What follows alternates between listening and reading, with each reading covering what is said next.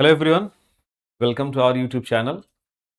In this session, we will discuss the geography optional test. The purpose of this discussion is a lot of students are writing and some of the students are still hesitant to write the test. Through this discussion, I will let you know that what are some of the basic aspects that every aspirant needs to include while tackling the questions of the geography. This session will be highly helpful to those who are going to write this year's mains examination and of course those who are part of my geography optional test series. So the purpose of making this live on YouTube is very much related to those students also who might not be the part of this program but is still struggling to write a good answer related to the geography optional because of lot of content, lot of approaches, lot of things are available. So you need to very much careful that what to include, what to not include, specifically based on the some of the answers, some of the patterns, content that has been followed by the many toppers right from the very last few years, all those who have done excellently well in the geography optional. So you need to understand that what those students, those aspirants have included in their answers, which ultimately help them score good marks in the geography optional. So in this session, first I will briefly discuss about some of the important ingredient, the key ingredient that you should have in your answer irrespective of the test. This first test, geography optional test series first test was mainly associated with the 3 unit, that is geomorphology, oceanography and biogeography. So I have decided the entire syllabus in 6 different sections, and through the 6 sections we have tried to complete the entire syllabus of the geography optional, that is of paper 1 and paper 2. In paper 1, I have included dedicated 3 tests, and for the paper 2 also I am conducting the 3 tests. So there will be 6 sectional tests and the 4 full length tests. The one thing that you need to very much clear that specifically when you are writing for the mains examination, what are some of the important aspects that you need to be very much careful. In fact, this will also be helpful for those students who miss the prelims just by the margins of marks, or might be they have done exceedingly well but they have not been able to qualify the CSAT. So even this will also be helpful to those students, those who are aspiring to write the mains examination with the geography optional in upcoming year. They can also learn that how to approach the questions, what are some of the key ingredients that you need to take care. Now, before directly looking out the questions, let's try to understand the few basic nitties and gritties of the answer writing, where some of the students are not able to perform well, what is not working for some of the students. So, the very first thing that you need to be clear is time management. Most of the students who are part of this test series and most of the students who have happens to my student in earlier test. So some of the students who has written the mains examination in 25, 24, 23, irrespective of the mains examination, this is one of the biggest problem that majority of the student faces. So this is the kind of problem which is being faced by someone who has scored very good marks even in the mains examination, ultimately got selected. So please be very clear, all the students who are appearing this year's mains examination, those who are writing the test with the geography optional, this is not something that you are encountering. This is not something that this is only your personal problem or it is your only problem. This problem is faced by all the candidates, and in fact, every candidate should face this problem. Because if you are not having the problem of time management, it simply means that you are not writing the content that is required. You are not able to tackle all the question. तो इसको ऐसा नहीं समझना कि नहीं किसी भी student, ये कुछ ही ऐसे स्टूडेंट हैं जिनको ये प्रॉब्लम होती है. This is a kind of problem which is being faced by the majority of the student, and this is the problem that should be also, but also how to tackle this problem, how to take care of this problem, that will be the most important aspect.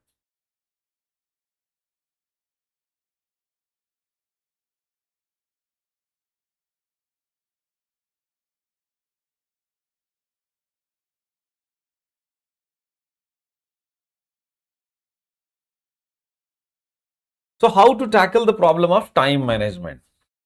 Then the second most important problem that the student faces is fear of answer writing. So almost we are in the month of first second week of visualize approaching, but still you will find that only few students have written the test. Some of the students are still not writing. So one of the very important reason why they are not writing.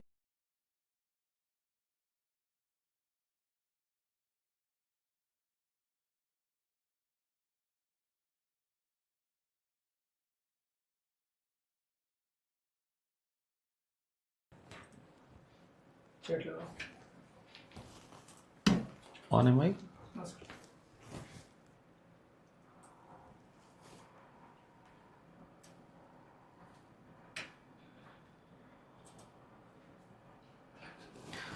I hope now it is audible.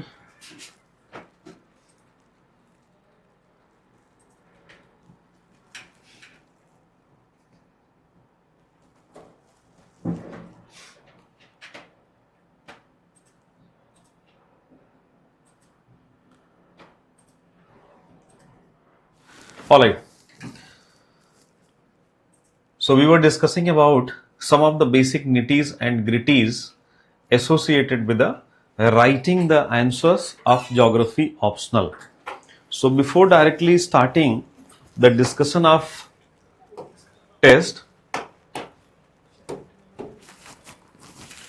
what are the issue challenges some of the students are facing?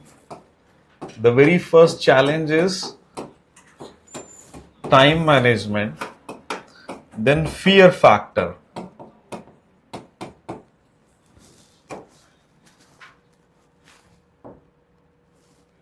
Fear factor, because whatever your preparation is, whether you have written earlier 2 mains, 3 mains, this could be your third mains, this could be your fourth main, this could be your first main, but what is going to be most crucial, most important is how many tests you are going to write.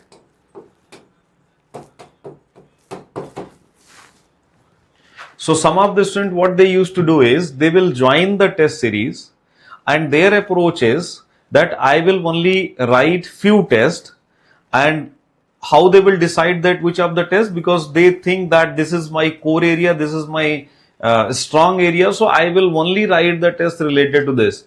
Then the second set of the student will be those who might have written the mains. So someone who has appeared in 2024, someone who has appeared in 2025, and consistently they are not performing well in paper 2, so they will think that I will only write the paper 2, I will skip to the paper 1. Both these approaches are not good.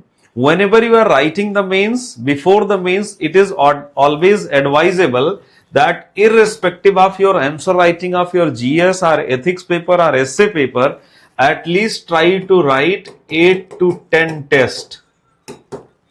And these 8 to 10 tests, this is very crucial, this is very important, because some of the students are mistakenly doing this, because majority of the students are now writing the online test. Online test you are writing with your own comfort, you are writing at your home, you are writing in library, wherever you are writing. I will always suggest, so if somebody is suggesting or whatever your approach, it doesn't matter, but if you are appearing this year's mains, so try to write the full length test and write it one go. Otherwise joining the test or the benefit of the test will not be useful, because if you will write in compartment, So 1 hour you have written, then you have taken the break, then you have written, then you have taken the break. That is not going to be the helpful. So whenever you are writing the test, please make sure that you will write in one go, whether you are writing in day, whether you are writing in night, whether you are writing in your offline centers or at your own convenience. So this is very important, because when you will follow this, then only you will understand that what problem of the time management you are facing. So the most important thing is that you need to write the test, but more importantly, also make sure that you will be writing the test in one go. Don't write in different sections in different time period. So please make sure that you will do this. The third and most important problem the student faces is writing according to the demand of the question. So a lot of students, in spite of writing many answers, but still they are not able to actually understand that what are the actual requirement of the question.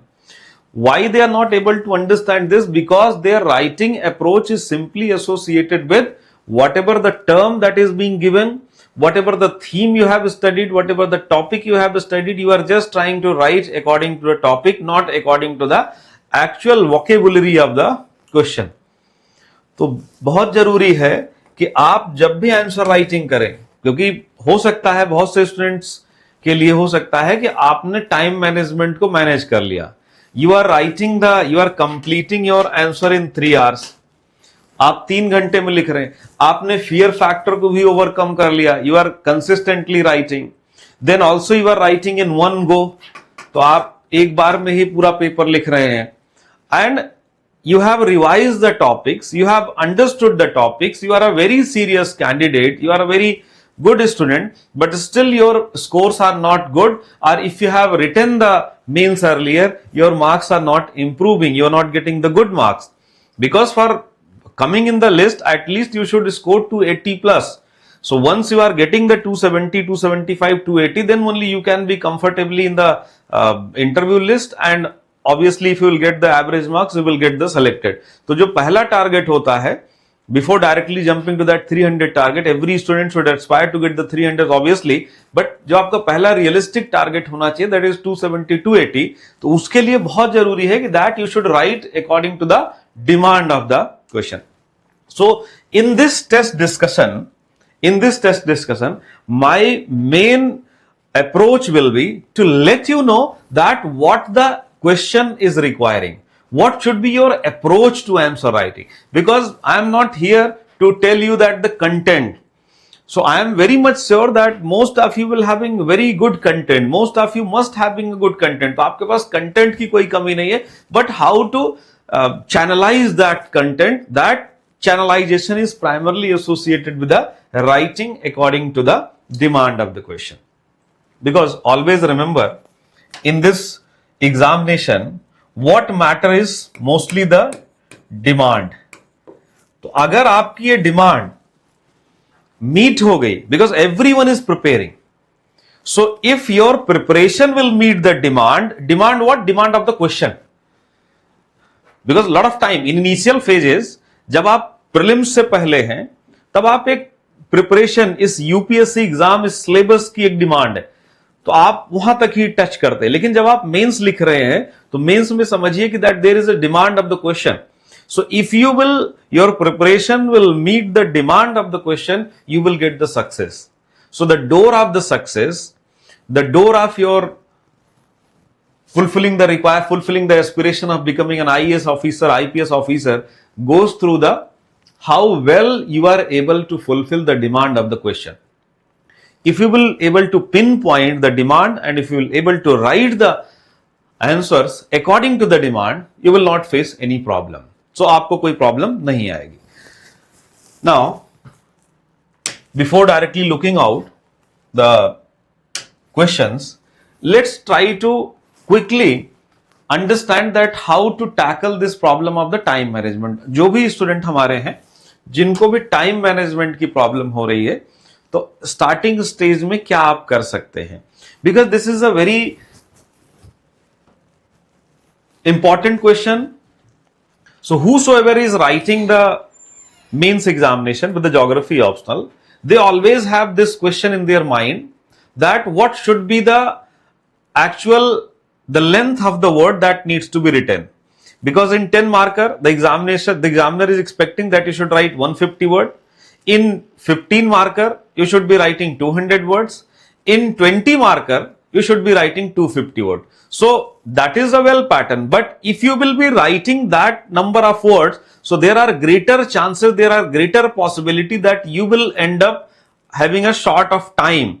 And if you will not be able to answer a single question, your chances of getting good marks or your chances of getting the chance to appear in the personality test will subside. So that is why it is very important for the completion of the test and managing the time. So initially what you can do, all of you, when you are writing the test 1, test 2, test 3, so in these tests try to just change the number of word that you are writing. So my simple suggestion will be, all those candidates who are struggling to complete the paper on time, that just follow that for the 10 marker, instead of writing 150 word, try to write 130-35 words. For the 15 marker, instead of writing 200 words, try to write something between 175 to 180. And for the 20 marker, instead of writing 250, try to limit yourself to 220 to 225. Because the 10 word, 15 words is not going to decide the marking. The examiner itself is writing in the some of the notes that content of the matter is more important in comparison to the length of the answer. तो examiner के लिए content ज्यादा important है, structuring ज्यादा important है, presentation ज्यादा important है in comparison to simply the length of the answer. Also sometimes student fall prey to simply the space provided. So बहुत सारे स्टूडेंट को इसलिए भी प्रॉब्लम आती है टाइम मैनेजमेंट के लिए कि जो स्पेस मिलता है, they always try to fulfill that space, specifically those students who are writing the small letters, those who are writing very closely, तो वर्ड्स के बीच में जिनकी स्पेसिंग है, तो बहुत बार ऐसा होता है कि 10 marker they are ending up writing 200 words, in 15 marker they are writing 250 words. So whenever you will write the more content in any of the questions, so there is a obvious chance that you are going to miss some of the questions. So the very first target for all the students should be to write, to complete the paper. So completion of the paper is more important than just writing some of the important questions, some of the question tackling very well. The second point, the second general suggestion for all the students who are writing the mains examination, who are appearing the mains examination is, generally you will find in your geography optional, in all the optional, the general pattern of the paper, जो general pattern of paper होता है, उसी form में I have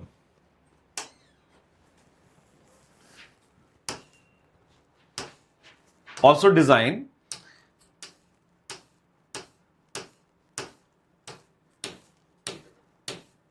so those who have already appeared in the mains examination, they are well versed. लेकिन जो हमारे नए बच्चे होंगे, those who have just gone through the single question answer writing, or those who are not well versed, please understand the pattern. The pattern of the paper is that there will be 8 questions in your paper. Question number 1 and question number 5 will be compulsory. तो जो आपका question number 1 होगा और जो आपका question number 5 होगा, वो दोनों ही आपका कंपलसरी होगा. So question number 1, question number 5 will be compulsory, and the entire paper, that is the 8 question, will be divided in 2 sections. So section A, section B. तो सेक्शन ए में आपके 4 question रहेंगे और सेक्शन बी में आपके 4 question रहेंगे. The first question will have 5 sub topics. So there will be 5 sub questions, 1A, 1B, 1C, 1D, 1E, and the 5th question again 5A, 5B, 5C, 5D, 5E. Question number 1 and question number 5 will be the 10 marker. तो यहां पे आपके लिए कोई भी option नहीं है. So it is a mandatory, it's a compulsory question. You need to answer question number 1, you need to answer question number 5. So there are total 10 questions that you need to answer, and there are 10 questions that are 10 marker. तो जो exam में आपको in general pattern होगा वो pattern आपका यही होगा कि there will be a 10 questions of 10 marker.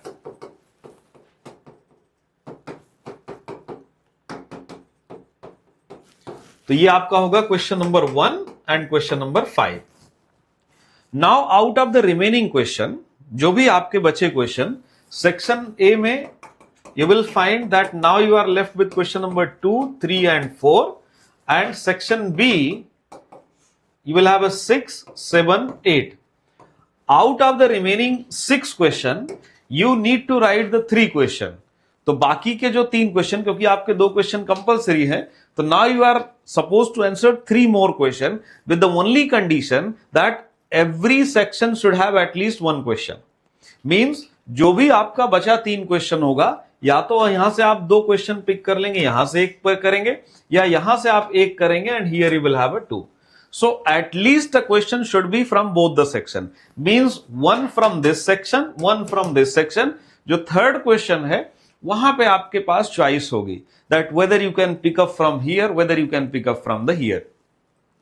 Now sometimes students gets trapped in this because out of the remaining question, जो भी आपके 6 क्वेश्चन होंगे, इन क्वेश्चन का जो पैटर्न होता है वो सिमिलर होता है. First question will be of 20 marker and the remaining 2 question will be of 15 marker. तो जो भी आपके ज्योग्राफी ऑप्शनल में पेपर का पैटर्न है, remaining other than the question number 1 and question number 5 which is a compulsory.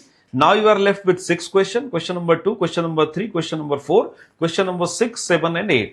All the 6 question will be divided in 3 sub questions, and every sub question will have this pattern, that is the first question will be 20 marker, the remaining 2 question will be 15 marker.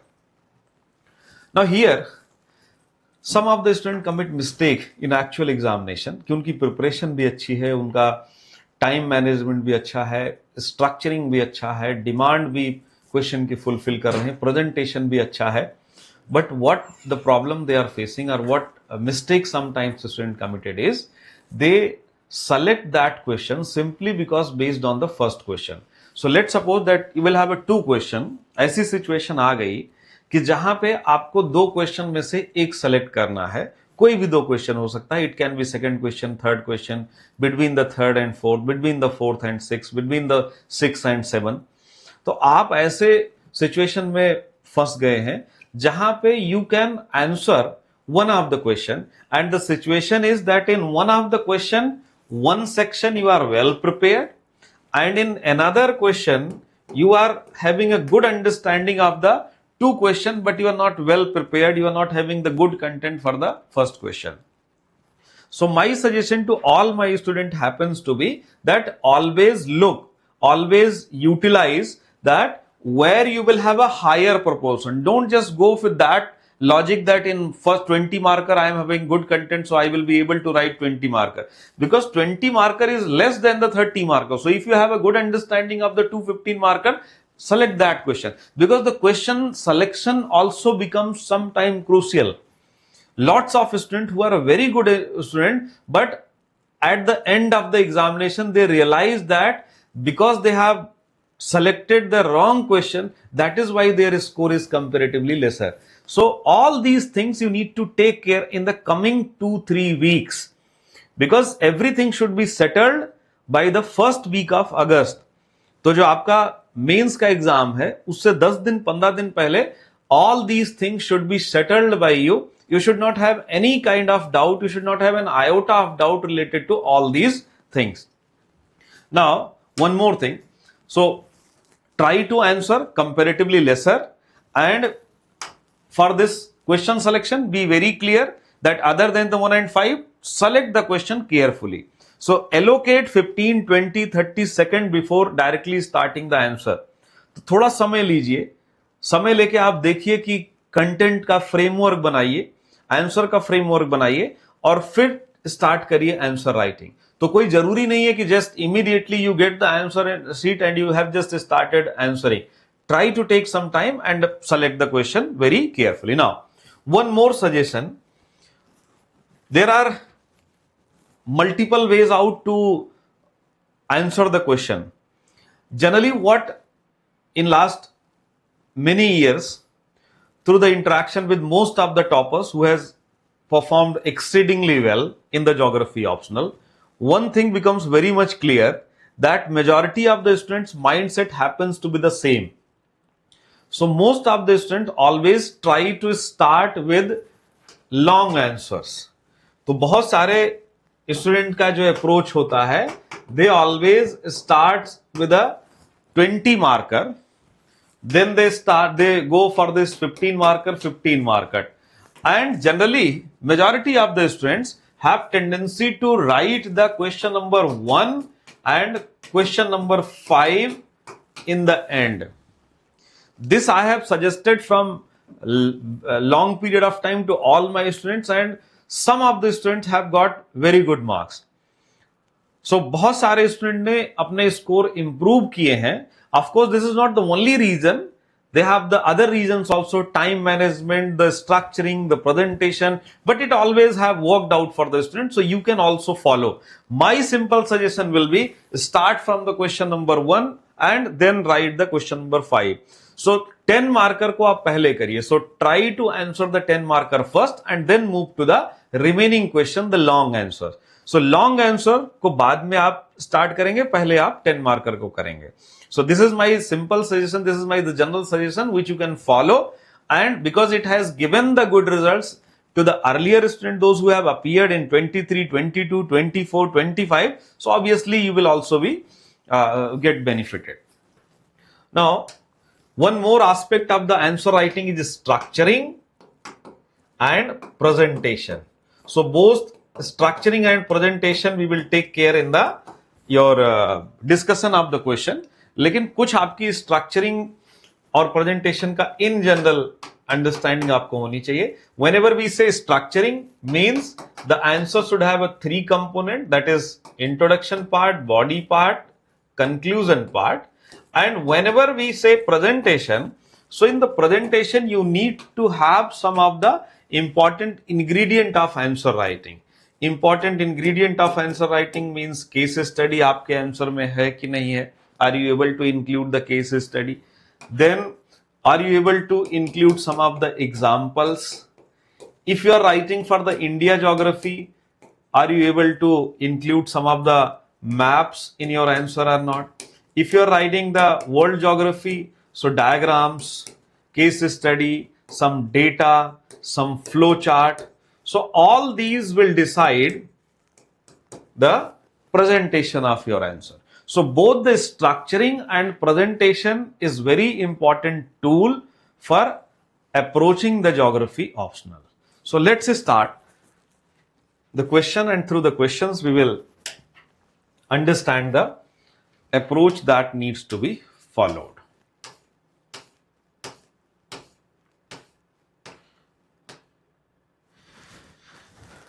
Test-1 is covering the 3 topics of the paper 1, that is geomorphology, oceanography and biogeography.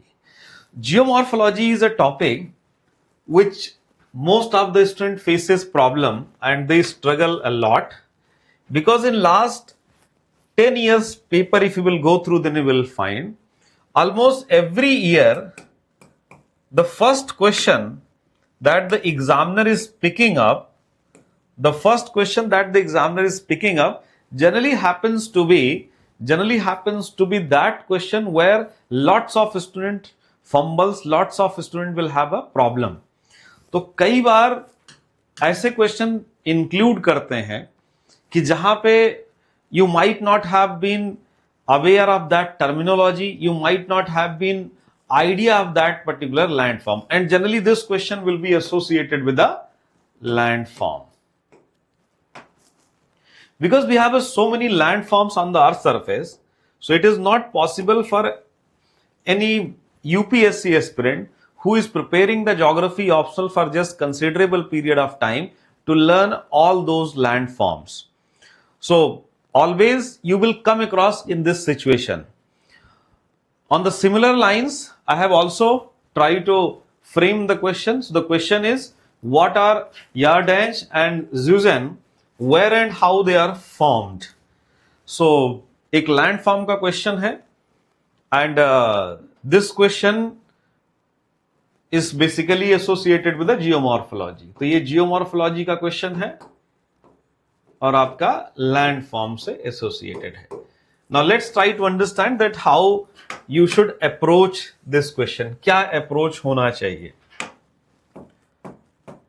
So the very first thing you need to break down the question and frame a structuring. So for the structuring, you need to write the intro part, body part, conclusion part. The question is being divided in two sub-part. So a 10 marker question has been divided in two sub-part. The first part is straightforward. What are Yarden's and the Zeugen? Means it is asking about the knowledge about the landform.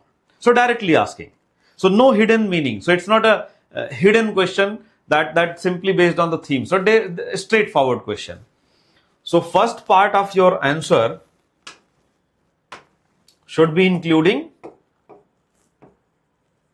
what are these landforms, and the second part is where and how. So very typical keywords has been used. This is a very typical keyword associated with the geomorphology. They associated with the physical sciences, जिसको आप कहते हैं physical geography. What, where and how. Now in this question, the body part is having a two sub questions. So what should be written in the introduction? There are multiple ways out to write the introduction. The very first, the suggestive introduction which you can write is, these are the landform that is associated with the arid area. Arid area का landform है, and in arid area it is the wind which is responsible for carving out the landform. The wind created the wind related landforms, also referred as Aeolian landform. So it's a wind related landform, Aeolian related landform, which are mainly prevalent in the arid area. The arid area का आपका landform है. Now in case of introduction, there are two ways to approach the introduction. Either you can write about the general meaning of geomorphic processes,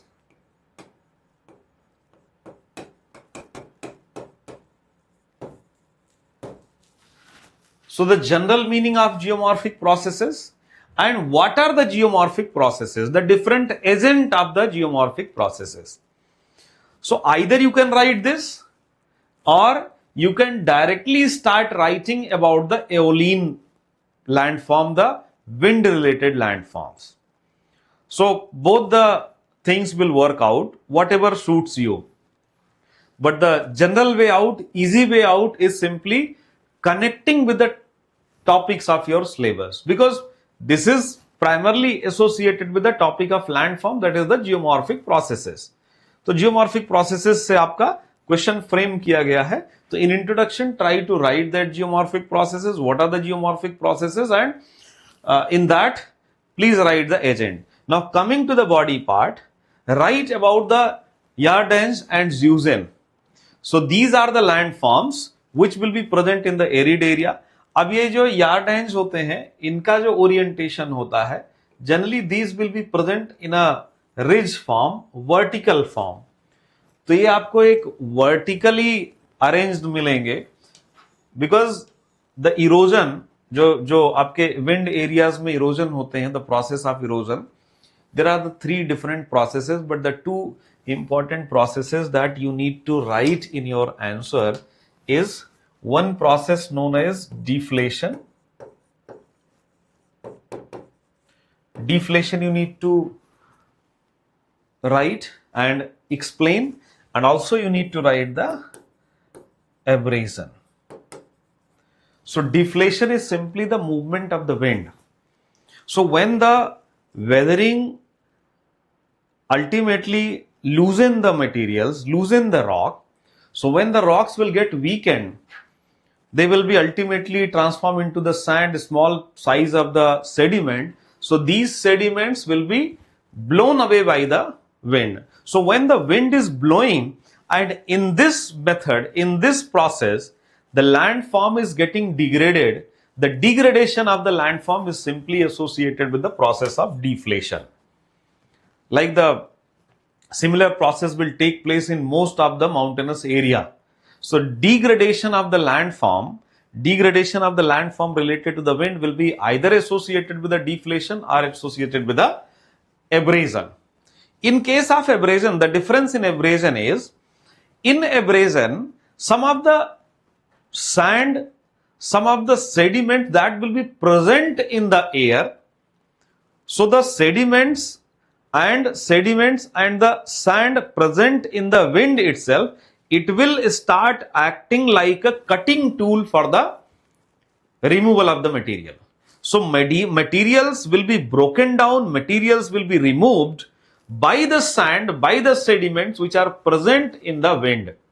So wind एक तरीके से cutting tool की तरह काम करेगी. That is the case of abrasion.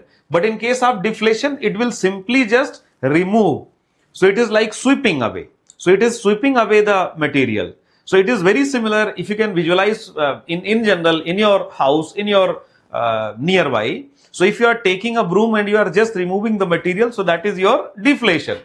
But if you are taking a hammer, if you are taking some of the instrument and through that you are breaking some of the wall, some of the structure, so that is your abrasion. This is the main difference between the deflation and the abrasion, and this is what you need to write. अब दोनों ही जो landform है, be it your Yardange or Zeusen, these are associated with hard rock and soft rock. So when you will have the rocks are arranged in such a manner that you will have a hard rock and you will have a soft rock, both the rocks have been placed in a parallel form. So soft rock will get eroded. Because of the erosion of the soft rock, there will be a gap that will get created and it will appear like a ridge, independent, and most of the time these will be the mushroom shaped. So it will also have the, you will find the some of the ridges that will having the sometimes mushroom shaped tabular form. So that is the case of this Yardange. Whereas in Zeusen, the hard rock and soft rock will be placed horizontally. So here you will have a vertical, whereas in case of Zeusen, it will be mostly present in a form of hard rock, then you will have a soft rock, then you will have a hard rock. So there will be different layers.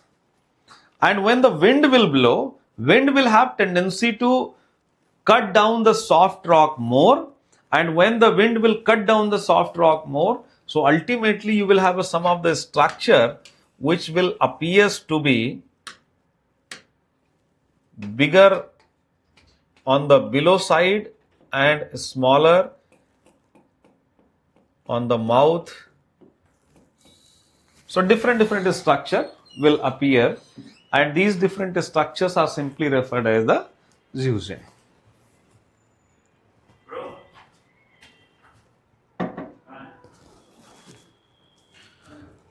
Now, what needs to be written in conclusion? So, simply this is what you will write. The examples of Yardange, you will find the best example in the worldwide is a Iranian desert. So, the great Iranian desert, you will find the Daste Lut desert, Daste Kabir desert. So, Daste Lut desert will have a presence of Yardange. Whereas Zeusen is present in India also. So, Sahara mein bhi milega, but the one of the best example is your Thar desert. So in the Thar desert you will find the Zeusen, and Yardange you will find in the Iranian desert, Lut desert. There are other deserts also where you will find. So this is how you need to write the body part. So where it is present, wo likhenge aap. What is this Yardange? What is this Zeusen? Ye likhenge aap. And the process, how the cutting is happening. Yardange is primarily forming through the deflation, whereas this Zeusen is forming through the some gap between the soft rock and hard rock. Generally what happens in some of the deserts like Sahara, the temperature of daytime and night time will vary greatly.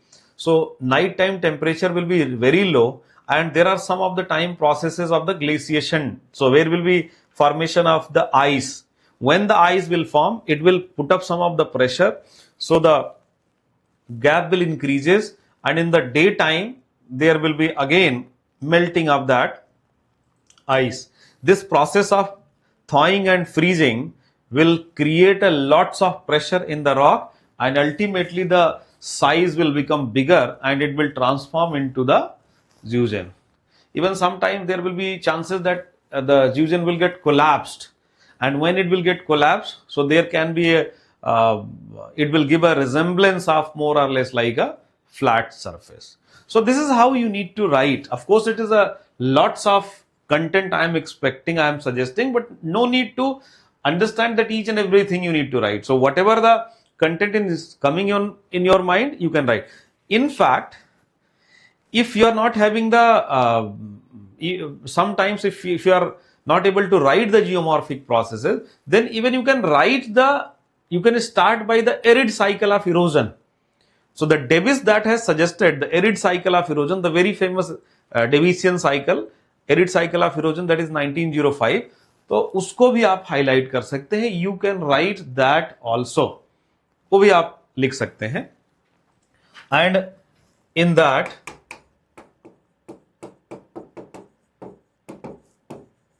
there are three stages, that is youthful stage, maturity stage, old stage. Youthful stage, more upliftment. Maturity stage, upliftment as well as erosion. And old stage is primarily associated with the erosion and almost the flat surface, the pediplanation will happen. So ultimately, as far as this Yarden's and Zeusen is concerned, these are erosional landform. तो ये आपके erosional land forms हैं, और ये erosional land forms हैं, तो mainly it will be associated with the maturity stage. So Davisian cycle का जो आपका सेकेंड स्टेज है, मैच्योरिटी स्टेज है, उससे रिलेट करते हैं these land form. So you can write this in your introduction. If you are not writing this, if you are writing the geomorphic process, so it is suggestive that you can write in the conclusion. So in conclusion, you can write that these are the transitional landforms which are primarily associated with the older stage of Davisian arid cycle of erosion. This is one way. एक और तरीका है लिखने का.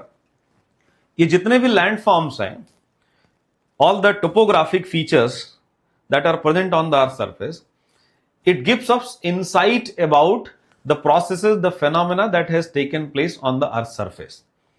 So ये इसको जब भी हम लोग पढ़ते हैं, whenever we study the landforms, we get to know that how these landforms had developed. How these landforms has developed means how the processes must have taken place. So geomorphology, in this geomorphology, there is a very important concept, that is uniformitarianism. The concept of uniformitarianism is simply based on the idea the present is key to the past. We believe that whatever is happening today, it must has happened in the past. So you can write the study of this Yarden's and Zeusen's also improve our information, our idea about the past, which helps in refining our understanding of the geological past of the earth, which improves, which refines our knowledge about the geomorphology. So this is how you can tackle, this is how you can write this particular conclusion of this question. Moving to the next question.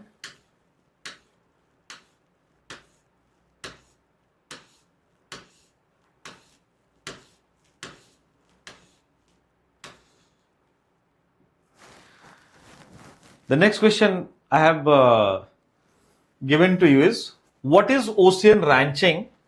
Examine the role of artificial reefs and stock enhancement program in its success. तो ये आपका जो question है, this is dealing with the topic of oceanography.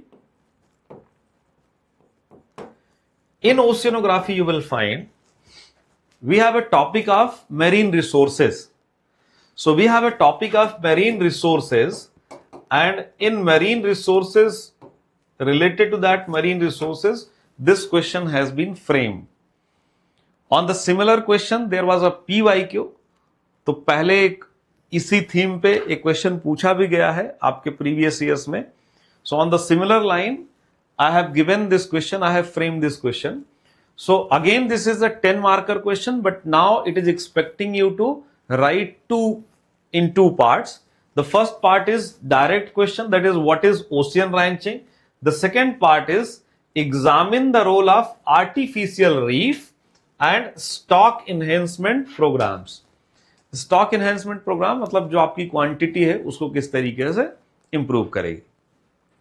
Now, most of the students, those who are preparing, those who have studied the oceanography, I am sure that you must be having some of the idea about the aquaculture. You must have the idea of the ocean ranching. So, these are the topics that you should find in most of the conventional book. You will find in the class notes. तो जो भी आपके class notes होंगे, जो भी आपके materials होंगे, books होंगी, जो भी आप refer कर रहे हैं, in that you will find the content is given.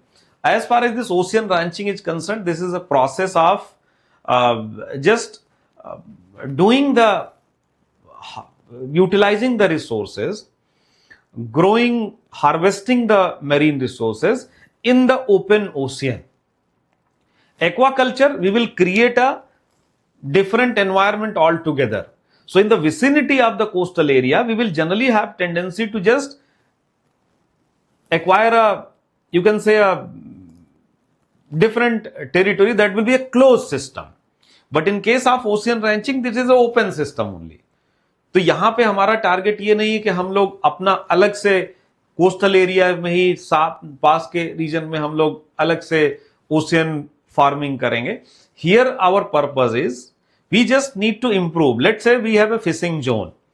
In the fishing zone, because of the excessive fishing activity, be it your Japan, be it your India, be it your coast of your North America, because of the excessive activity, what will happen? We will find that some of the number of fishes are decreasing. तो जो आपकी natural fishing zone है, जो natural fishing ground है, उसके number कम हो रहे हैं. तो उस नंबर को इंप्रूव करने के लिए हम लोग ओशियन रैंचिंग यूज कर सकते हैं. So we can utilize this process of ocean, because this is not only related to this. In this, sometimes it is also referred as the ocean husbandry. So because oceanic animals we are taming like dolphins, we are taming like other animals, and then we are releasing them in the ocean. The idea here is we will prepare a nursery kind of thing.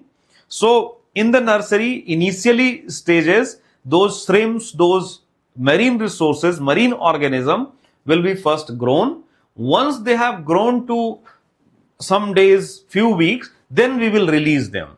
So it is the release of marine resources in the open sea to improve this ecosystem, improve this biodiversity of the coastal area. That is simply the ocean ranching.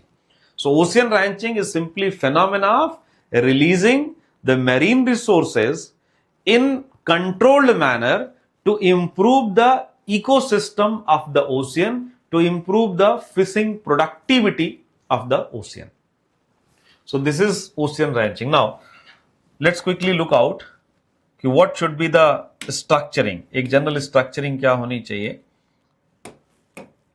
Intro part, body part, conclusion part. So in such type of question, always be suggested that in intro, just tackle this first part. That is, what is ocean ranching? Because it's a 10 marker, so you will not have the much option. You will not have much leverage. तो बहुत ज़्यादा आपके पास leverage है नहीं कि आप कुछ भी लिख सकते हैं. Limited space है. So always utilize the space. So directly write the ocean ranching. How the ocean ranching is going to helpful for the growth of the marine organism, where the ocean ranching is being practiced. So you can give some of the examples like very famous, the case of Japan. So Japan is one of the best case study related to the ocean ranching. Then on the coast of Kerala and Tamil Nadu, India has also done exceedingly well. So India has also done well, mainly related to the shrimp, the growth of the some of the shrimps. So we call it as shrimp culture. So यहाँ पे हम लोगों ने shrimp को release किया है, and with the release of the shrimp, what will happen? Then there will be a large scale growth of the fishes. So ultimately, whether in Japan, whether in India, the main objective is to improve marine ecosystem.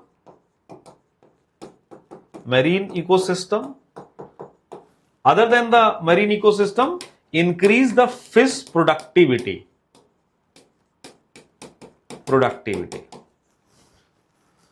So this is the main objective. Now, coming to the role of artificial reef. Now the reef, that is natural, but here we are referring the artificial reef. Artificial reef, there are multiple reef that can be artificial. तो बहुत सारे reef आपके artificial हैं. So we have a large number of reef that can be said to be the artificial. Like some of the places, there have been some barriers. There has been some of the construction activity. In some of the places, the ships has been placed. In some of the places, some scrapped vehicles have been placed. So it can be rocky, it can be bricks. So in different places, the different structure is being utilized. In a way, you can say we are just trying to create some obstruction. We are trying to create some of the obstruction, and in that obstruction, what will happen?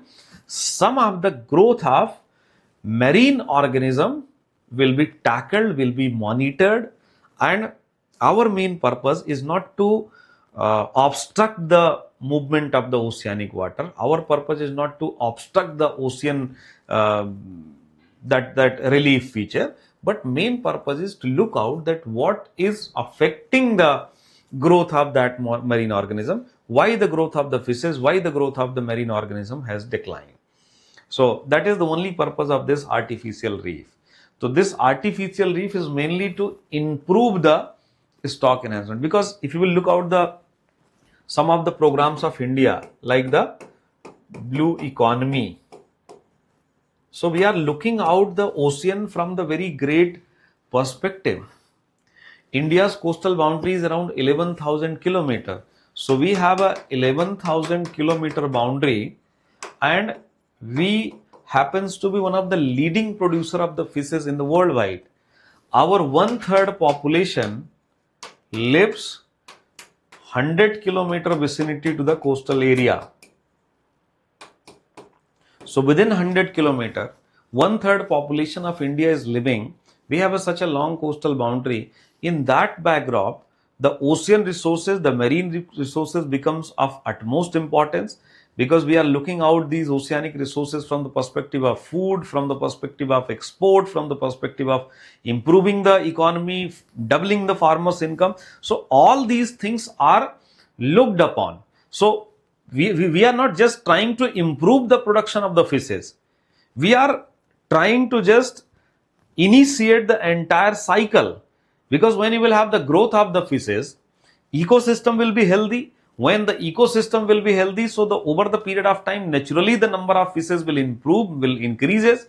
When the number of fishes will improve, so obviously the production of the fishes will improve, so it will sort out our problem of the food security होगी.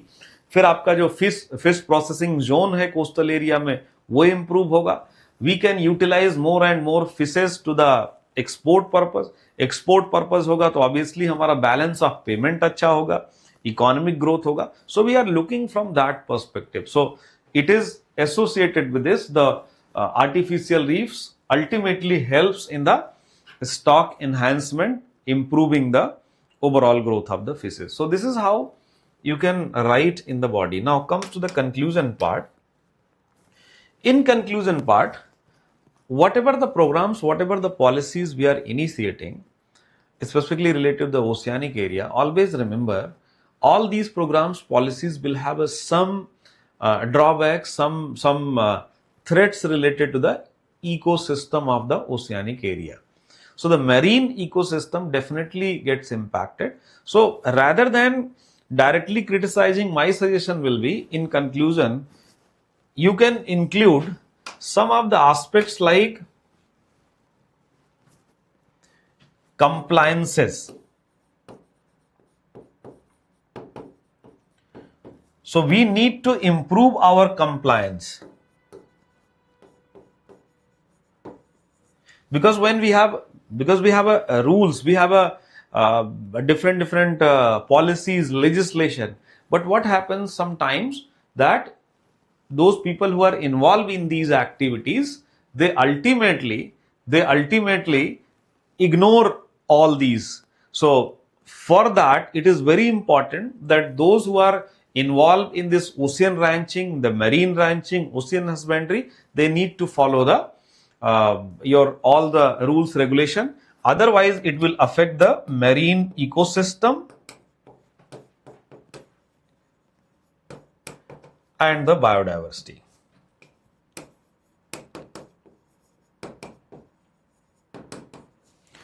Because on one hand, we wanted to improve our growth of the fishes.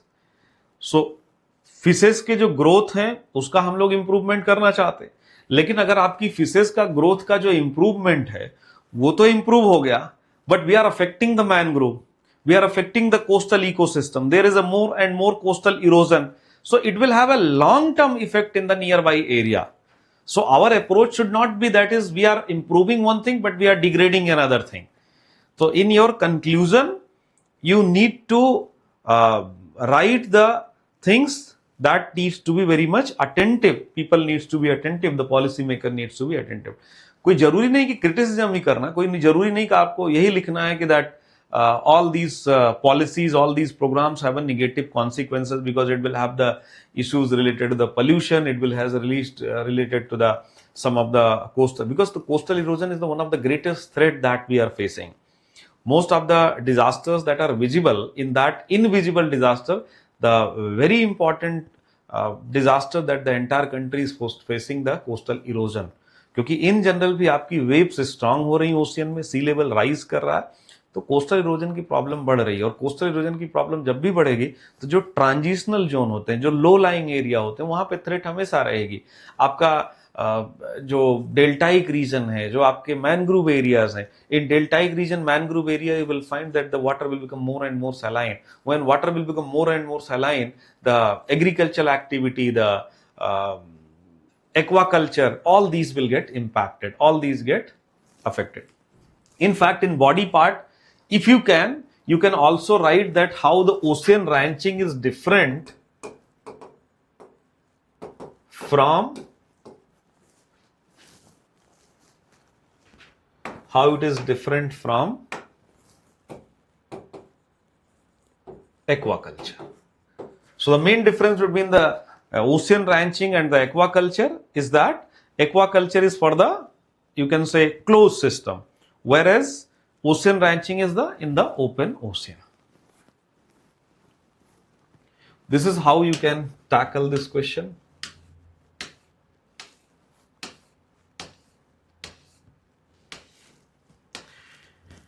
Let's look out the one more question. So it's a straightforward question, and this is a question which I used to repeat in my test series almost each and every year, because all the students, those who have written the mains, they must be aware, and those students who are new to this geography option and they are going to write the mains examination, please be very clear. We have a primarily three oceans, that is Atlantic Ocean, Pacific Ocean and Indian Ocean. It is very important. Of course, some of the year they can skip, but you need to be very much clear. So this is a kind of question that mandatorily you should be preparing. There are greater chances that out of Atlantic Ocean, Pacific Ocean and Indian Ocean, you will get a question. So generally what I used to do is, because oceanography will get revised in 3 different level, तो 3 level में आपकी मैं oceanography revise करवाऊंगा. जो आपका sectional test है, test 1 में geography में आपका ओशिनोग्राफी है, because this test is inclusive of geomorphology, oceanography, biogeography. Then you will get the 2 mock papers, that is mock 1 and mock 2. So my approach will be that all these will be covered in all the through the test, but in general also you should be very much clear कि इस तरीके का question, एक question आपको मिलेगा ही मिलेगा. There will be greater chances. Now What should be written in the introduction? So briefly, quickly देख लेते हैं. This question mainly demands the specific information. Informative question है. आपको पता होना चाहिए कि अटलांटिक का क्या शेप है. आपको पता होना चाहिए that what is the bottom relief. अगर हम लोग bottom relief की बात करते हैं ओशियन की, तो you need to write the introduction and you need to write that in bottom topography what are the some of the component like continental shelf, continental slope, continental rise, the deep ocean floor, the ocean floor which is primarily being represented by the abyssal plain. So all these things you need to write in the introduction. Now in the body part you need to draw the diagram. So just draw the diagram of the Atlantic, write about the different basins, write about the different trenches, write about the different marginal seas. So you need to write the continental shelf. So what are the some of the component that mandatory in your body should be there?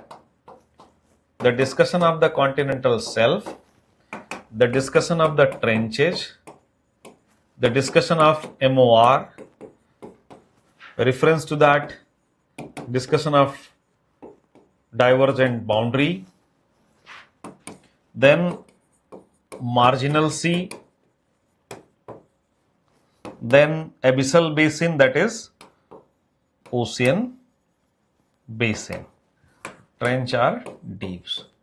So these are the different elements of the ocean that you need to include in your answer. So it's a purely a static question, and I'm sure that you will not have any issue. If any student is facing issue in the content of this question, obviously you will find the content support.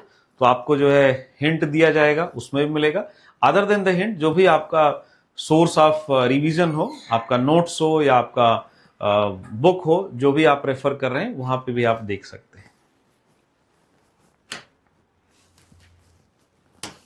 Moving to the next question.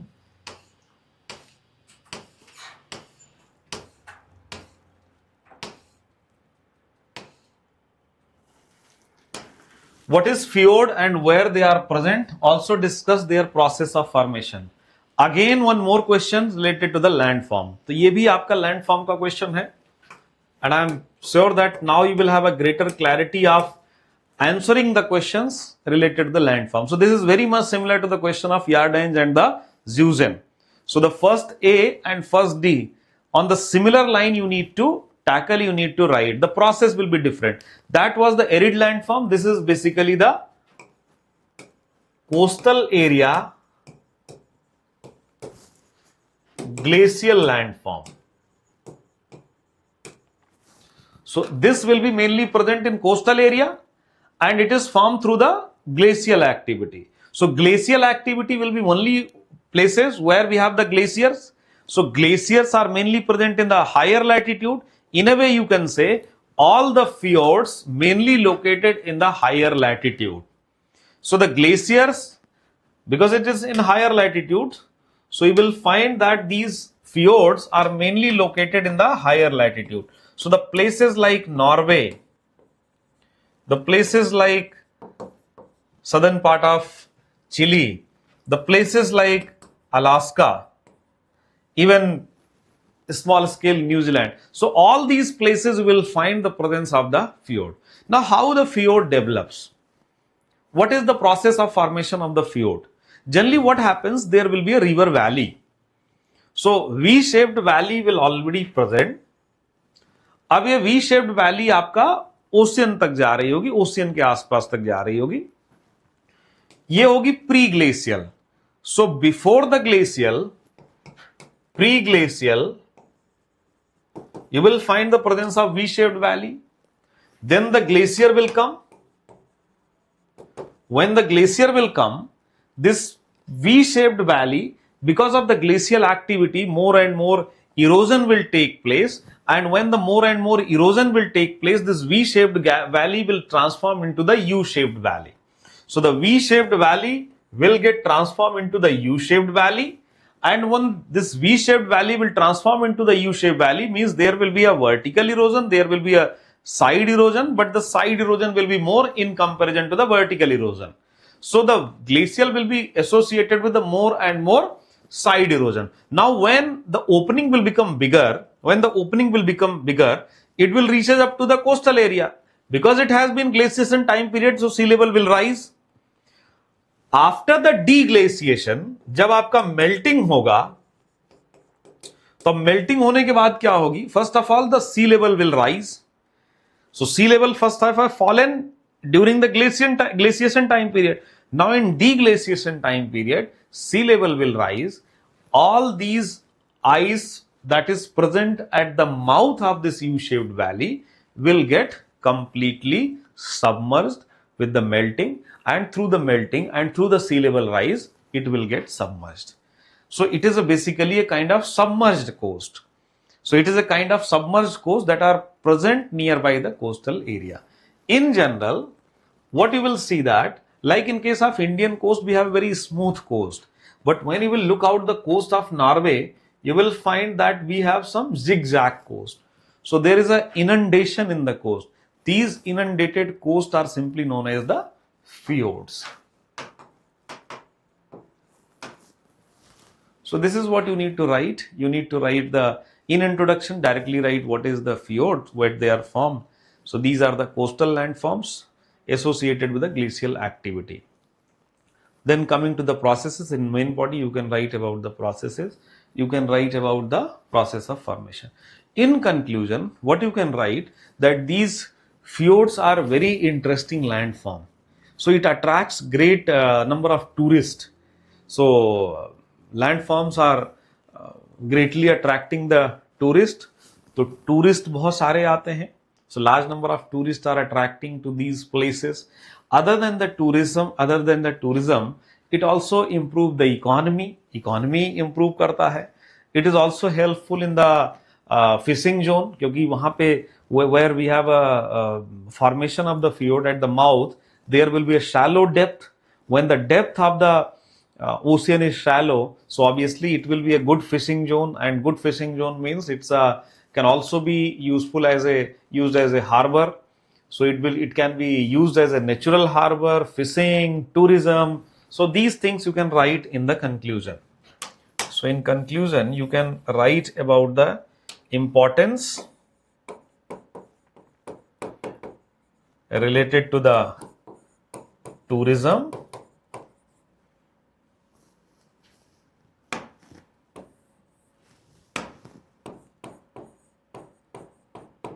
other than the tourism, fishing, other than the fishing, accessibility to the port. So all these things you can write.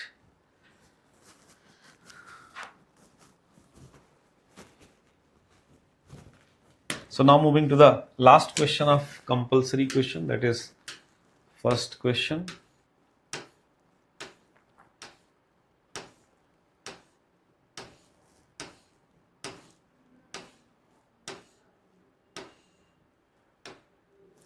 Gene pool centers are vital for biodiversity conservation, especially in ensuring genetic diversity and ecological resilience. Elucidate. It is a mix of basic concept and some of the interesting environmental aspect, or you can say contemporary issues. So this is the question which is from the topic of biogeography. In biogeography, you will have a topic of gene pool center. So gene pool centers is a topic, and also you will find another topic, that is biodiversity conservation. So both are the different topics. Both the topics are given in the biogeography. How to tackle this question?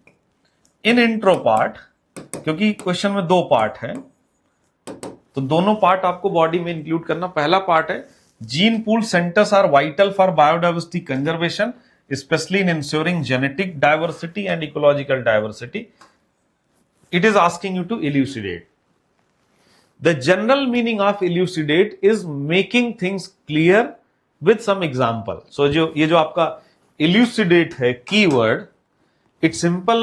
The literal meaning is making things clear. In other words, you need to elaborate, you need to explain with example. You need to write that yes, whatever this statement is saying is correct and this statement is correct with the help of example. यही आपके लिए लिखना है. Gene pool centres are vital for biodiversity. तो main body में जो आपके term है जिनको आप देखेंगे, one is gene pool centre, then you will have a second thing is biodiversity,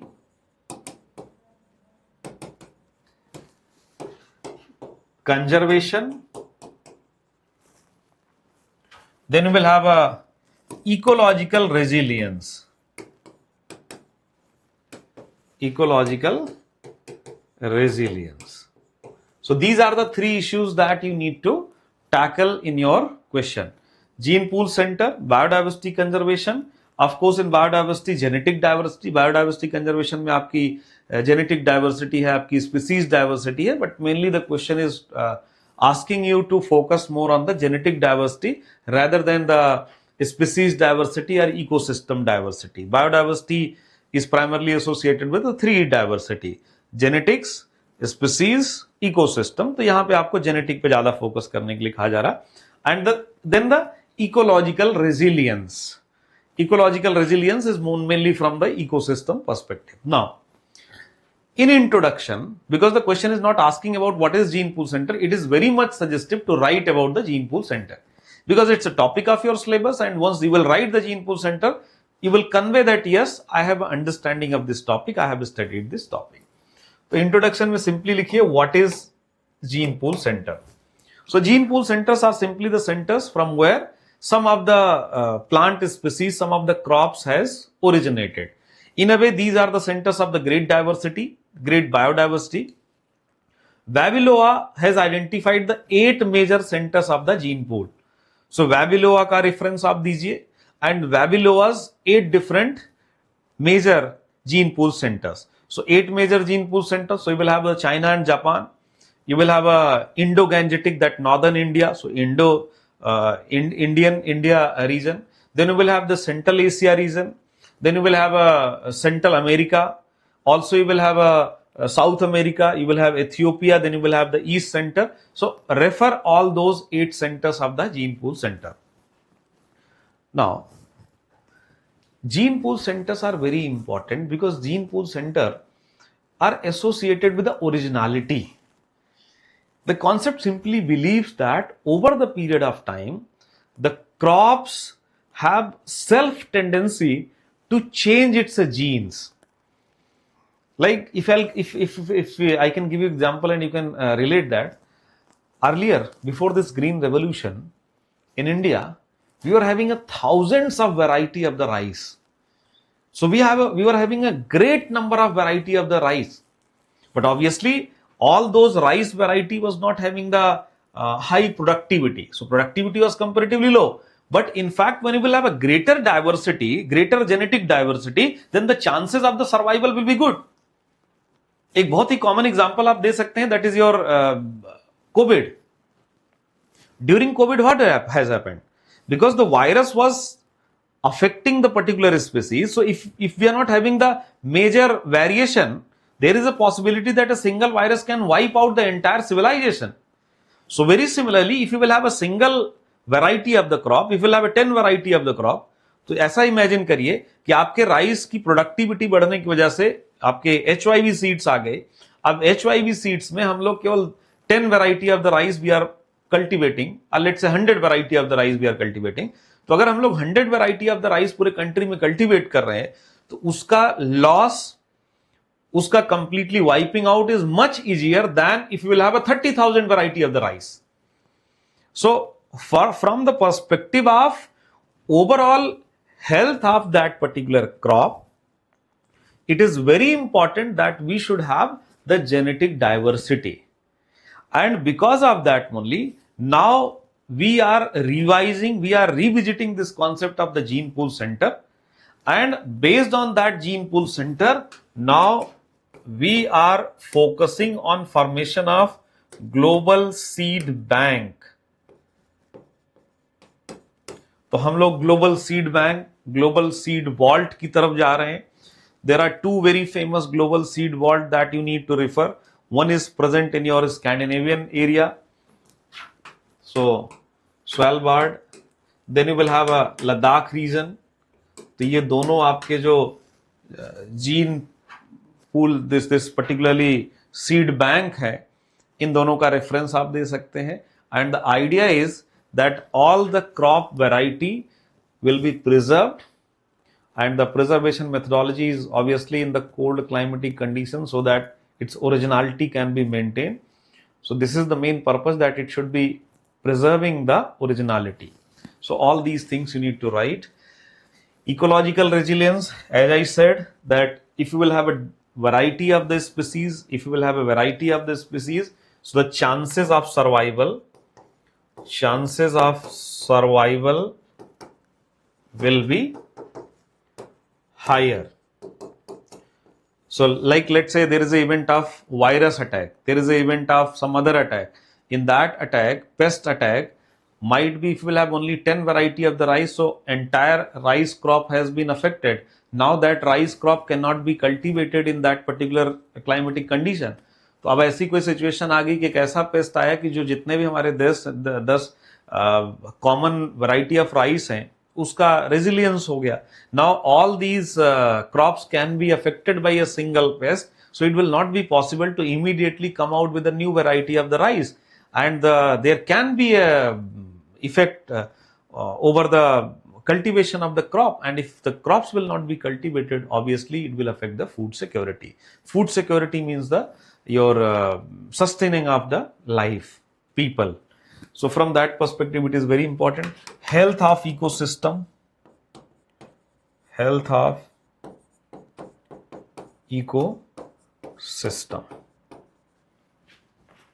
so all these things you can write, you can highlight. Now quickly we'll look out the few questions. So one long question, let's try to understand that what should be the approach. What is deep sea mining? What are the potential benefits and risk associated with it? Also examine India's progress in deep ocean exploration and resource extraction initiative such as the Deep Ocean Mission and Samudrayan. Now this is basically a 20 marker question. So how to approach a 20 marker question? Try to understand. First of all, prepare a framework. तो structuring एक बना लेते हैं. When you will prepare the structuring of this question, you will find the first part of the question is asking, I am just writing, the first part is, what is deep sea mining? The moment you will come across with this deep sea mining, you need to be very much clear that it is something again related to the deep sea resources, and deep sea resources means the marine resources. So this question is also associated with the marine resources. Marine resource का question है. दूसरा part है, what are the potential benefit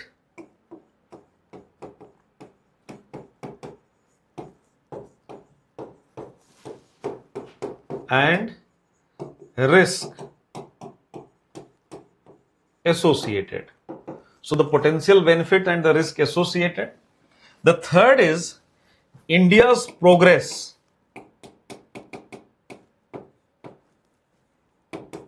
In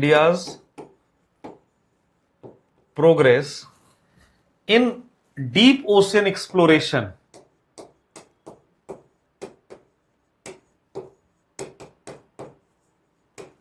Deep ocean exploration. Extraction initiatives such as Deep Ocean Mission and Samudrayan. In fact, this was also asked in this year's prelims examination. All those who have appeared in the prelims, those who have qualified, they must be knowing. So this is from the mainly the topic of marine resources. Why I have included this question? Because you need to very much clear that the blue economy is something which the government is pushing, and government is looking at alternative resources, very important resource. So from that perspective, you need to be clear that this type of question can also be asked. तो जो हमारी blue economy है, सो blue economy is very important. अब इसको कैसे tackle करेंगे, how you will approach this question, what should be approach of your answer writing related to this question is, in the introduction you can either write about the marine resources. So because you are writing about the 20 marker, it is very important to give some idea, some overview of your general understanding, your theoretical understanding about the ocean. As I said in the earlier question also, जब 10 marker आपको बता रहा था, because deep ocean mining are associated with the deep ocean floor. Deep ocean floor means abyssal floor. तो mostly जो आपके marine resources होते हैं, mineral resources होते हैं, mineral resources are mainly present on the deep ocean floor, जिसको आप कहते हैं abyssal plain. So my suggestion will be to start writing, giving some of the reference of deep ocean floor. Here you can write about the abyssal plain. You can write about the 75% of the oceanic surface area is being represented by the deep ocean floor, and majority of the deep ocean floor is represented by the abyssal plain. On this abyssal plain, we have a presence of large number of minerals, and some of the minerals are present in the form of nodules.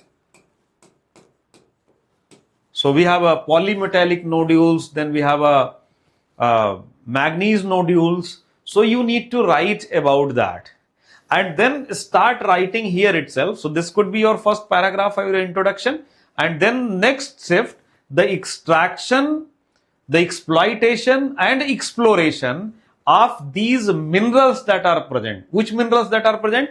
These are some of the critical minerals. तो ये introduction में ही आप लिख दीजिए कि these are the some of the critical minerals, source of the critical mineral. Which are the source? Which are the some of the critical minerals? So you can identify the minerals like you will have a cobalt, you will have a copper, you will have a manganese, you will have a rare earth minerals.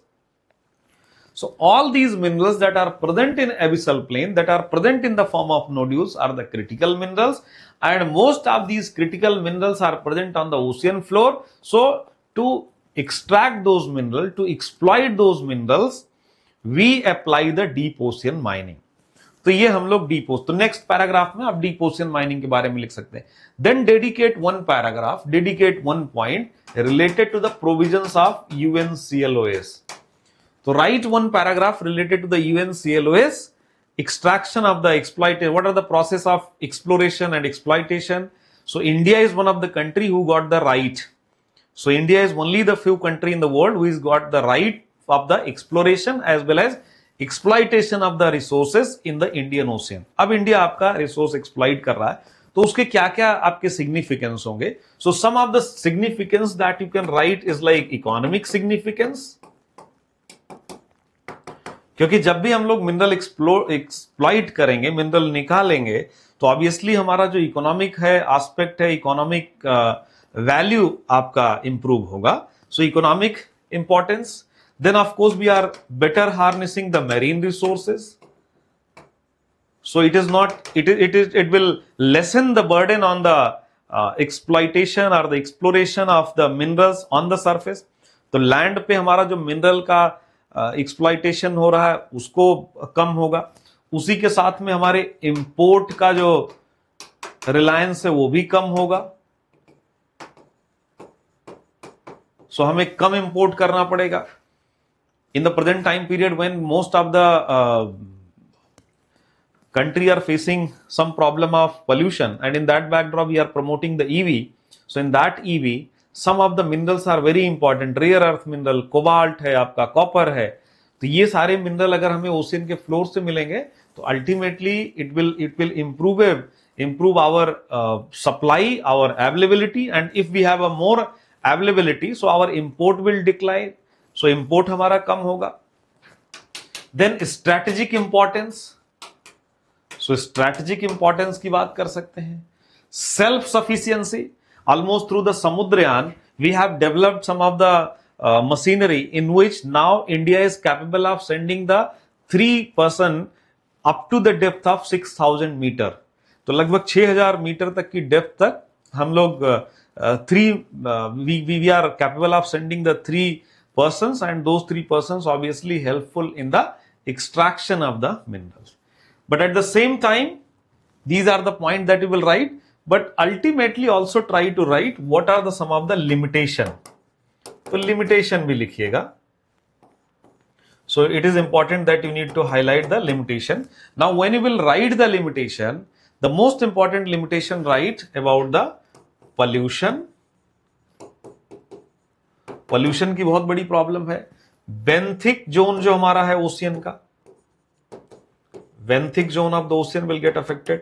Sound pollution, क्योंकि जो हमारा benthic zone है, in the benthic zone you will find there are very the sunlight is not prevalent. So all the organisms that are living in the benthic zone, their only method of survival is through the communication through the sound waves. तो वो सारा obstruct होगा. Obviously there will be chances of some of the waste material that are getting discarded. तो unnecessary का material आएगा, pollution होगा. Then you will have a pollution. It can also affect the overall survival of the organism. अगर organism आपकी die करेंगे, तो it will also increases the dead zone in the dead zone in the ocean. So in ocean where the species are not present or species cannot survive is simply referred as the dead zone of the ocean. So I hope that through this question, I have tried to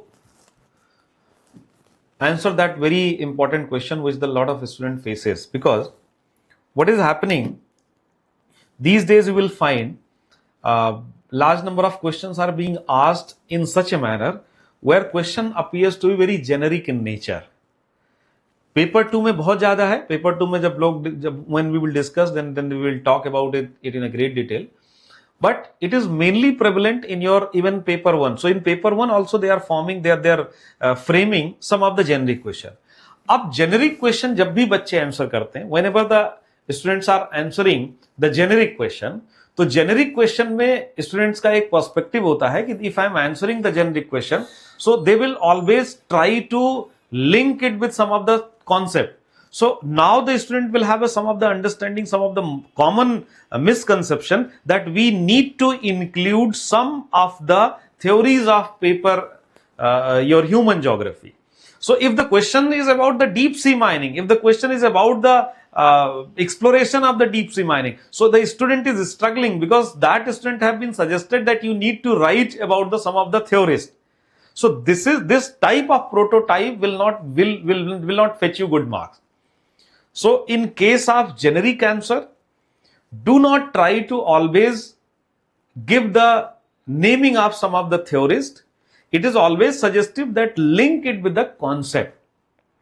And if you will be able to link it with the concept, and if you will be able to understand the requirement and write the contemporary aspect and also write the theoretical aspect, obviously you will get good marks. So in this type of question, the only thing is that you need to understand the different zones of the ocean, which are the benthic zones, what are the problems that are risk associated with the benthic zones, उसके बारे में लिखिए. Also you should have an idea about the some of the recent advancement in the deep ocean mission. The India has invested almost 4,000 crores of, so huge amount of money it has invested. Then you will have Samudrayan. So all these things needs to be written rather than just worrying about that I need to include some of the name of the oceanographer. So by just incorporating some of the names of the oceanographer, examiner is not going to award good marks. So please be very clear. This is some of the wrong notion that lots of students are going through, and they try to manufacture sometimes in writing the introduction part. So whenever you are writing the introduction and whenever you are trying to include some of the proponents, some of the geographers' name, so it should not be manufactured. It should be obvious. If you are writing the landform, you can give the reference of the proponents of the landform. If you are writing about the some of the concept of climatic classification, you can write.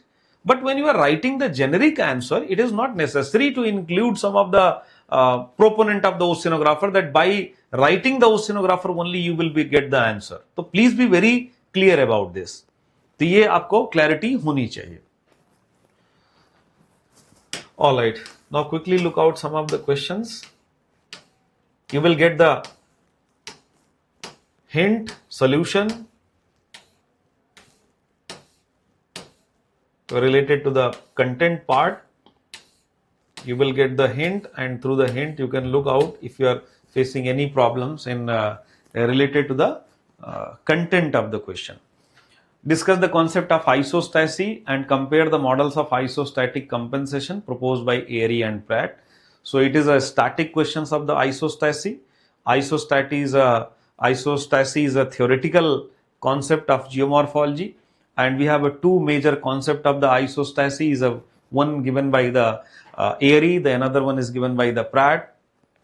So just idea, write the idea of Airy, write the idea of Pratt, and compare kariye. Then you will have the global isostatic adjustment, how the mantle flow is taking place. In fact, it is the global isostatic adjustment concept which has been borrowed in the form of the mantle plume. तो जो mantle plume का आपका पूरा का पूरा जो dynamics है, mantle convective cell है, sometimes it is being associated that mantle convective cell concept has been borrowed from this global isostatic adjustment concept.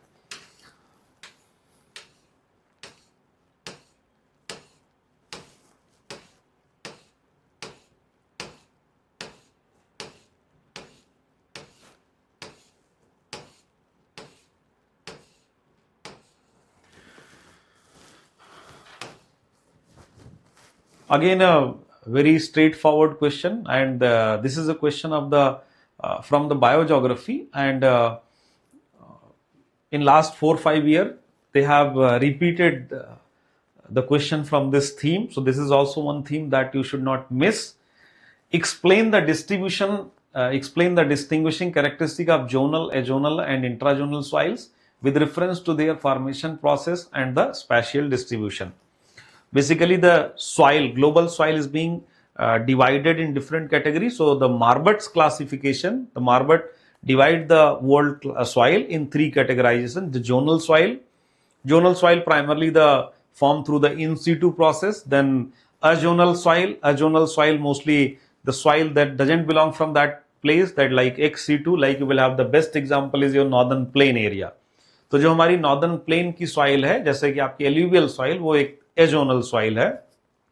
Then you will have an intrazonal soil. Within the zonal, there will be some form of the changes, specifically in the coastal area through the water logging. Some of the soil will get developed. Like in case of Kerala, very famous soil, curry soil. Then you will find the most of the limestone area. So limestone area, waterlogged area, the soil that you will get is a intrazonal soil. Zonal soil like the our Western Ghat area, the mountainous area soil, laterite soil, equatorial region में आपको lateral soil मिलेगी. So these soils are the zonal. So you need to write the zonal, you need to write azonal, you need to write the intrazonal, the processes, which process are related to the zonal, which process are related to the intrazonal. Then you will have a azonal. Then again the zonal needs to be classified. So zonal का आपको further classification based on the soil that are prevalent in humid area, the soil that are prevalent in the arid area.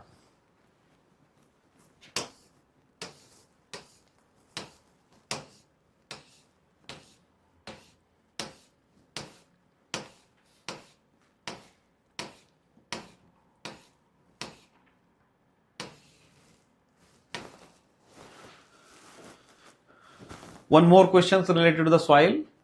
So briefly explain the key factors and processes involved in the soil formation.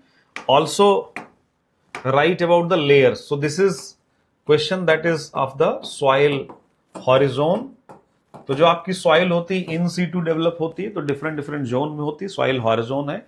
As far as the factors of pedology, pedogenesis, there are different factors of pedogenesis, that is like role of climate, role of relief, role of parent rock. So parent rock, then you will have a climate, then you will have a relief, then you will have a biota. So all these factors you need to write. As far as processes are concerned, so there are different processes, like you will have the process of podzolization, process of leaching, laterization, then you will have a glaciation, then you will have a hydromorphic process. So there are different processes through which the soils are forming. So that is simply again a concept based question, and this concept needs revision because directly questions यहाँ से पूछा जाता है.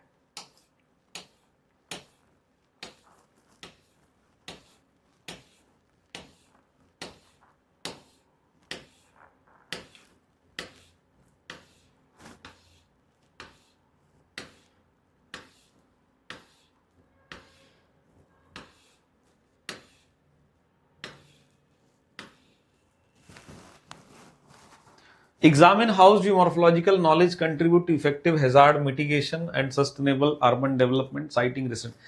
This is a kind of question which is a very beautiful mix of concept as well as contemporary phenomena. तो इस type के बहुत सारे क्वेश्चंस आपको एग्जाम में मिलने वाले हैं.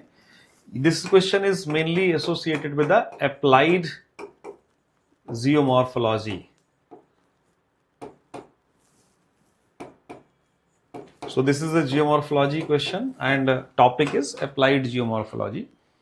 Applied geomorphology, the simple meaning is that whatever the concept you have studied, be it your slope analysis, be it your landform development process, be it your knowledge of topography. So all the knowledge of topography, terrain, relief, landform, then you will have a below the surface, interior, all the knowledge, how the knowledge can be helpful in the general aspect of the humanity, general aspect like urban planning, infrastructure development, settlement, agricultural activity, resource harnessing, mineral exploration. So how this is going to be helpful?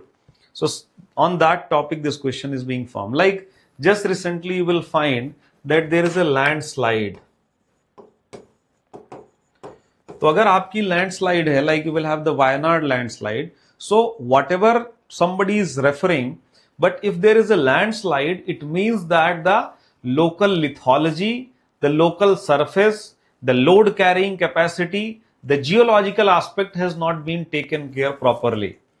If simply by having a single rainfall, if any of the road is newly constructed road is getting submerged, so whatever somebody is saying, it is simply associated with that load capacity of that particular surface has not been properly analyzed, it has not been followed. So these are the area where it will be helpful.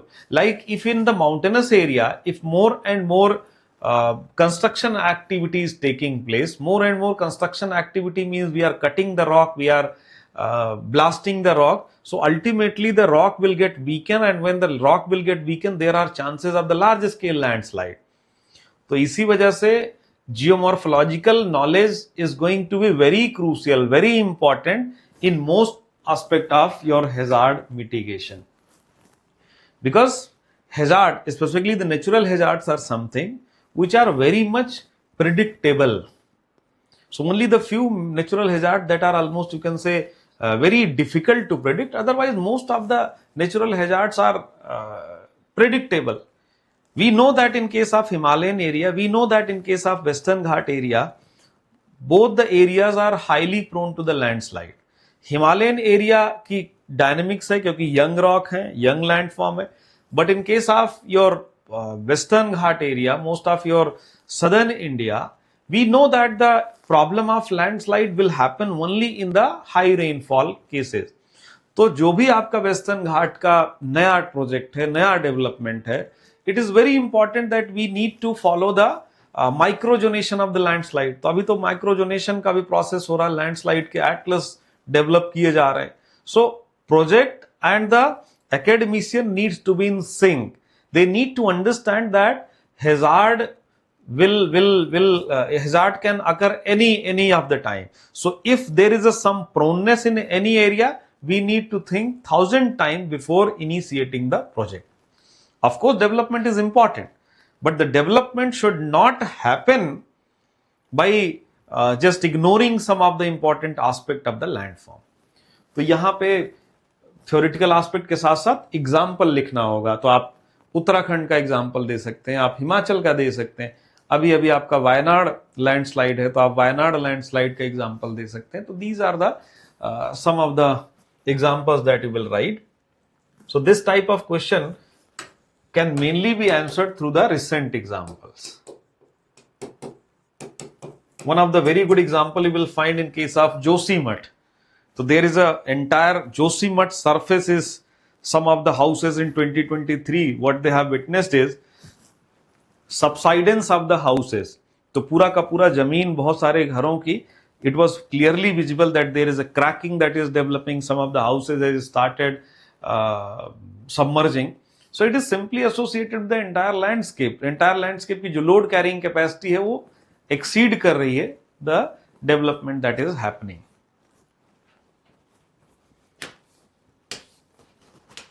Few more questions we will take up.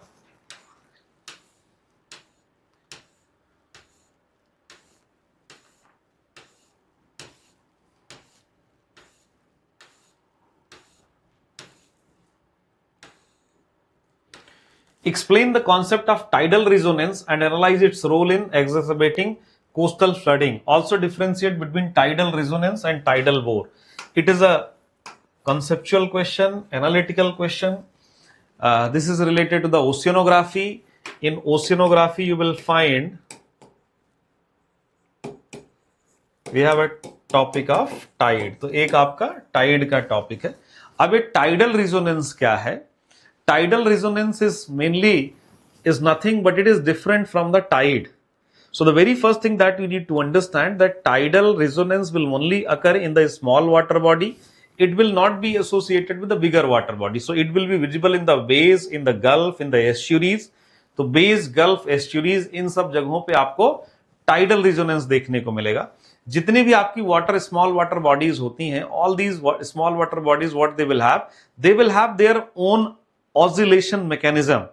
So all the water bodies happens to have their own oscillation mechanism, means there will be time period when the water will be high and the water will be low. So there will have their natural oscillation, and when this natural oscillation will sync with the actual tidal phenomena, because tidal phenomena is the phenomena caused by the gravitational pull of moon and sun, and in this tidal phenomena what happens, there will be high tide, there will be low tide. So when the high tide phenomena is occurring and the water body's natural oscillation mechanism is matching, so ultimately it will produce the great level of wave, and this great level of wave, the great level of height of the water will result into producing considerably very high tide. So that is simply referred as tidal resonance. There, other than this, even you will find the tidal resonance can occur other times also. Like during the month, if you will have a new moon time period, those high tides will be unusually high. Then you will have the new moon time period. So the natural tide, the general tide's height will be higher than the usual. So that is a tidal resonance. But this term is specifically being used for the smaller water bodies. Whereas during case of high tide, when if you will have some rivers, some lakes, some of the rivers and lakes are present at the mouth of the ocean. So during high tide, some of the waters of the ocean will enter into the freshwater body. So when the water will enter into the freshwater body, that phenomena is simply referred as tidal bore. So tidal bore is a phenomena in which the ocean's water will enter into the water body, and tidal resonance is simply the unusually high tide which is visible in most of the smaller bays, gulf, estuaries. In fact, that is the only reason that highest tide will mainly occur in the smaller water bodies, like you will have the Bay of Fundy. So Bay of Fundy is known to have a very great height of the tide. Sometimes the tidal height can be 15 to 16 meters. So this is simply associated with the tidal resonance. So tidal resonance and tidal bore is different. In fact, tidal bore you will find even in India also. So the Hooghly River are known for the phenomena of tidal bore. These tidal resonance and tidal bore both can be harnessed. So energy during these two can be harnessed. तो दोनों आपकी energy harness की जा सकती है. इसको हम लोग we can harness the energy for the renewable energy. As a renewable energy sources we can harness. So this is how you can tackle. So I have suggested you to write to approach the 10 marker, to approach the 15 marker, to approach the 20 marker. Detailed hint has been provided, so most of the student must have received the detailed hint of the test, those who have joined the test. Some of the student who has not joined the test, and if you are writing the mains examination, so it is always suggestive that you should write the full length test and get the feedback. So if you want to join, so you can contact the team and you can join the ongoing test series. And I hope that this discussion will also be helpful for those students who are aspiring to write the mains examination in upcoming years. You will also you might have also learned some of the nitties and gritties of answer writing. So all the remaining questions we have provided the detailed answers, detailed hint, and also most of the students, those who are writing the writing the test series, after evaluation you can get in touch with me to look out that what are the problems you are facing, how to improve your marks. So just connect with the team, they will help you to get in touch with me for further assistance. So that is all from my side, and I will again suggest to all the students who are writing the mains examination that please write as many tests as possible for the geography optional. Don't just rely on the revision, don't just rely on the reading part. Writing is very important. So that's it from my side. Thank you.